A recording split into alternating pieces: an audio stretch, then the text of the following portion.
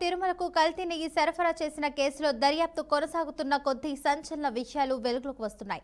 కల్తీ నెయ్యి తయారీలో లప్సా అనే ప్రమాదకర రసాయనాన్ని ఉపయోగించినట్లు సిట్ దర్యాప్తులో వెల్లడైంది. లప్సా సాధారణంగా వాషింగ్ పౌడర్లు, డిష్ వాష్ లిక్విడ్లు, ఫ్లోర్ క్లీనర్లు, టాయిలెట్ క్లీనర్లు తయారీలో అలాగే పారిశ్రామిక శుభ్రపరిచేటువంటి ప్రక్రియల్లో ఉపయోగించే రసాయనం. పురుగు మందులు, క్రిమి సంహారకాల్లో ఎల్సిఫైరైగా అయితే కూడా దీనిని వాడతారు.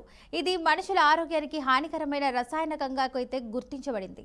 తిరుమలకు సరఫరా కోసం లక్షల కిలోల కల్తీ నెయ్యి తయారు చేసిన భోలేబాబా డైరీ డైరెక్టర్లు ఇందుకోసం భారీగా రసాయన కొనుగోలు చేస్తున్నట్లు సిట్ అభియోగ పత్రంలో అయితే పేర్కొంది.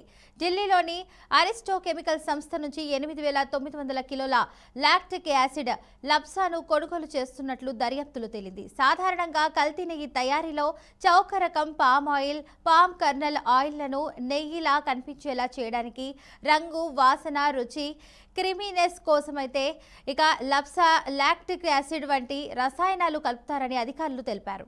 కల్తీ నెయ్యి తయారీలో ఉపయోగించిన రసాయనాల కొనుగోలు వివరాలను సిట్ అభియోగ పత్రంలో స్పష్టంగా పేర్కొంది. భోలేబాబా డైరీ డైరెక్టర్ల పామ్ ఆయిల్, జైన్, విపిన్ జైన్ ఎక్కడికక్కడి నుంచి ఏ రసాయనాలు సేకరించారో దర్యాప్తులో బయటపడింది. దీంతో లప్సా వంటి రసాయనాలు కల్తీ నెయ్యి తయారీ కోసం ఉద్దేశపూర్వకంగా కొనుగోలు చేస్తున్నట్లు స్పష్టమవుతుంది.